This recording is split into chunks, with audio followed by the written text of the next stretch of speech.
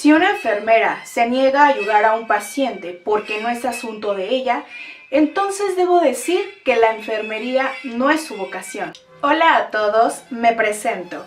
Mi nombre es Flores Nightingale y el día de hoy estoy aquí para platicarte un poquito de mi vida y de mi historia en enfermería. Mi padre William Edward Nightingale, que Nightingale significa ruiseñor, y mi madre Frances Smith, se casaron en 1818 y partieron una larga luna de miel por Europa. En Nápoles, el 19 de abril de 1819, nació mi bella hermana, la cual mis padres decidieron llamarla France Partenope, en recuerdo del antiguo nombre de la ciudad. Tan solo mi hermana teniendo un año de edad, nací yo, el 12 de mayo de 1820 en Florencia, Italia. Mis padres decidieron llamarme así en recuerdo de mi ciudad natal, Gran Ducado de Toscana. Soy originaria de una familia aristocrática victoriana, bien educada y acaudalada, perteneciente de la clase alta inglesa. En realidad mi padre se apellidaba Shure, pero decidió cambiar su apellido porque recibió una gran herencia gratificante por parte de un pariente llamado Peter Nightingale. Tan solo yo teniendo un año de edad, nos mudamos a Inglaterra a nuestra casa de Lidhurst situada en Derbyshire. Nos la pasábamos la mayor parte del verano aquí. Actualmente esta casa es una residencia para ancianos. Cuando tenía 5 años aproximadamente, mi padre decidió comprar una casa llamada Debley, situada en Hampshire. La pasábamos aquí en invierno y durante el resto del año. Cabe mencionar que esta casa en la actualidad es una escuela y pues bueno, como mi familia y yo nos la pasábamos constantemente de una casa en otra, visitábamos con frecuencia Londres y la isla de Wight. Algo que me encantaba de mi padre es que era un hombre con ideas progresistas en referente a la mejoría de la sociedad y de la educación de la mujer. Fue por ello que él decidió impartir mi educación y la de mi hermana. Al principio esta era impartida por una institutriz y después él se hizo cargo de ella. Nuestra educación era un poco diferente y era muy única con respecto a las niñas de mi época. Mi padre estudió en la Universidad de Cambridge.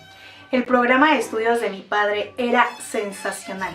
Comprendía latín, griego, historia, matemáticas, filosofía, lenguas modernas y música. Mi hermana era buenísima para la pintura y para el dibujo. Cabe destacar que fue una famosa escritora y novelista inglesa. Pues bueno, yo era un poquito diferente a mi hermana. A mí me encantaba leer, escribir y realizar operaciones matemáticas. Era algo muy fácil para mí. También tenía una habilidad natural para aprender y me encantaba todo el ámbito de la enseñanza. Y pues bueno, bajo la influencia de mi padre, comencé a familiarizarme con los clásicos de Euclides, Aristóteles, la Biblia y temas políticos de mi época. Pues bueno, recuerdo que cuando tenía 17 años... Era un 7 de febrero de 1837, me encontraba caminando y pensando por mi jardín cuando en eso recibí una llamada divina.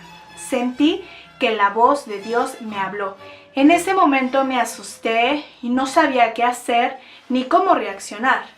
Dios me habló y me pidió que le sirviera. Y pues bueno, entré en un gran dilema, no sabía con exactitud a qué me iba a dedicar ni cuál era mi verdadera vocación.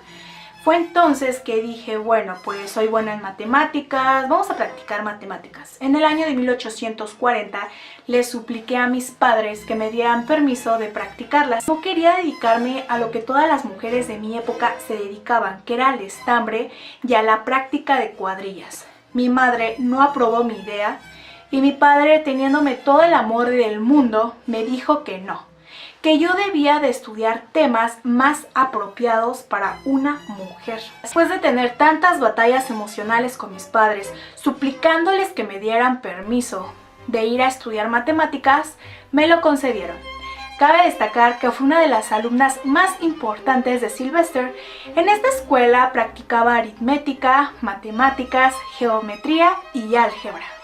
Tenía demasiados conflictos con mis padres. Desgraciadamente, su manera de pensar no encajaba con la mía. Yo teniendo entre 20 y 30 años, Richard Monckton me pidió matrimonio. lo cual no acepté.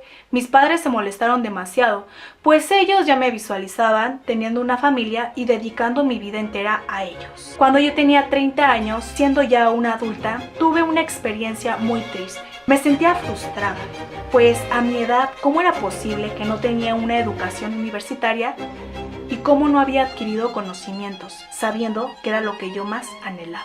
Pues bueno, en 1844 decidí ser enfermera. Sabía que era mi verdadera vocación. Me sentía motivada, inspirada por mis deseos de independencia y por mis convicciones religiosas. También quería enfrentar a mis padres y romper los convencionalismos sociales de mi época. Quería ayudar a mis semejantes. En 1845 estaba decidida a ser enfermera, por lo cual le pedí permiso a mis padres de asistir a realizar prácticas hospitalarias de la clínica Sanfir, donde el jefe médico era amigo de la familia. Mis padres me negaron el permiso, pues pensaban que como una dama de mi clase iba a estar realizando ese tipo de trabajos. El pensar de mis padres era que yo era como la ayudante de cocina. Fue por todo esto que comencé a desarrollar interés por los temas sociales de mi época. El único trabajo que ejercía como enfermera era cuidar a amigos y a familiares enfermos.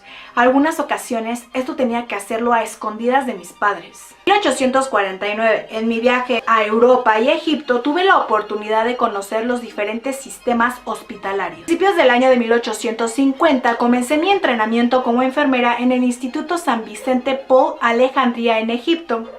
Este hospital pertenecía a la Iglesia Católica. En Alemania, en julio de 1853, me entrené durante 3 meses como enfermera en el Instituto para Diaconisas Protestantes. Pues bueno, viajé por muchos países como Francia, Alemania, Inglaterra, Suiza. Me di a la tarea de visitar lugares como orfanatos, asilos, prisiones y hospitales. Caminaba kilómetros observando a los enfermos y me di a la tarea de que todo lo que realizara en la práctica lo iba a ir anotando. Realicé anotaciones de cifras clasificadas, gestión de los cuidados y diseño interior de hospitales. Bueno, en 1852 tuve mi primer cargo como administradora de un sanatorio en donde se hospedaban damas con condiciones de discapacidad. Todavía para este entonces tenía ingresos por parte de mi padre, 500 libras anuales, lo que me permitía vivir de una manera muy confortable en lo que yo terminaba mi carrera. Y así es, ha llegado el momento de hablarte del suceso más importante y más impactante en mi vida. Llegó marzo de 1854. Y trajo consigo la guerra de Crimea. Rusia invadió Turquía y a Turquía se le unieron países como Francia e Inglaterra. La guerra finalizó en 1856 y la mayor parte del conflicto tuvo lugar en la península de Crimea en el Mar Negro. Y sí, como parte de toda una guerra, hubo demasiados soldados heridos. Se presentaron 3 principales problemas en esta guerra. 1. Mala organización de la logística sanitaria. 2. Falta de material de suministro de alimentos y medicamentos. 3. Falta de higiene.